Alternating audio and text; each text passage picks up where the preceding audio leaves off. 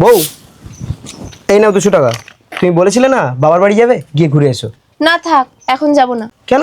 শাশুড়ি মা বলেছিল শরীরটা খুব খারাপ, আমি চলে গেলে আবার রান্না বান্না করবে কি?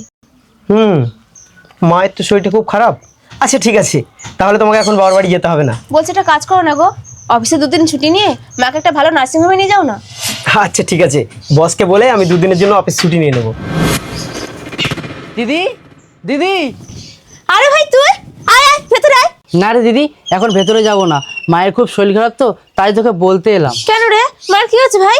আসলে দিদি, মায়ের না টাইফয়েড হয়েছে, তুই কিছুদিন চল না, মায়ের দেখভাল করবি। কেন? আমার বৌমা কেন যাবে? তোমার বউ কি করছে? আসলে মাসিমা, আমার বউ 10 মাসের প্রেগনেন্ট তো, তাই। এই, এখানে কি হচ্ছে? এত চেঁচামেচি করছো কেন তোমরা? শোনো না, বলছি আমার মায়ের না শরীরটা খুব খারাপ, কদিনের জন্য কি আমি ঘুরে আসবো? আরে হালকা পাতলা শরীর খারাপ, ওর জন্য আবার যেতে হয় নাকি? ও এমনিই ঠিক হয়ে যাবে, অত চাপ নিচ্ছ কেন? আমি অফিস যাচ্ছি, আমার লেট হয়ে যাচ্ছে। দিদি আসছি রে।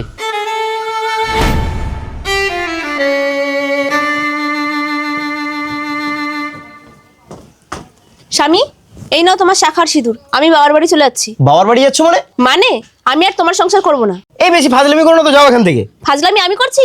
তুমি আর তোমার মা করছো। স্বামী, আমি তোমাকে বিয়ে করে নিজের বাবা মাকে পর করেছি, নিজের গোত্র বংশ ত্যাগ করে তোমার পরিচয়, নিজের পরিচয় তৈরি করেছি। তার মানে এই নয় সন্তান হয়ে বাবা মার বিপদের দিনে তাদের পাশে গিয়ে দাঁড়াতে পারবো। আমি যেমন বিয়ে করে নিজের শ্বশুর বাড়িকে আপন ভাবতে শুরু করেছি, ঠিক তেমনি তোমারও উচিত ছিল তোমার শ্বশুর বাড়িকে নিজের আপন ভাবার। বলতে পারো, কেন শুধু একজন মেয়ে সব দায়িত্ব পালন করবে, একজন পুরুষ কেন করবে না? মারে, শুনলাম নাকি তোর শাশুড়ির শরীর খারাপ। দেখলে কার মুখে মিথ্যে সংবাদ পেয়ে আমার মা আর ভাই ছুটে এসছে। তোমরা হলে তো উকি দিয়েও দেখতে না। দেখো বৌমা, বেশি জ্ঞান দিও না, ভালো না লাগলে এখান থেকে চলে যেতে পারো। হ্যাঁ শাশুড়ি মা, আমি চলে যাচ্ছি, চলো।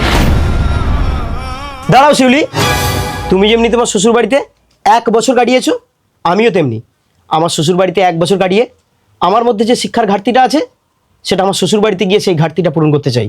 চলো। আরে খোকা, তুইও চলে যাচ্ছিস? তোর মাথাটা দেখি খারাপ হয়ে গেছে। কি করবো মা, তুমি মা হয়ে ছেলেকে সঠিক শিক্ষা দিতে পারোনি, তাই আমি আমার শাশুড়ি মায়ের কাছ থেকে সঠিক শিক্ষা নিতে চাই। চলো শাশুড়ি মা। বন্ধুরা, অধিকার হওয়া উচিত সবার সমান, সে নারী হোক কিংবা পুরুষ। ধন্যবাদ।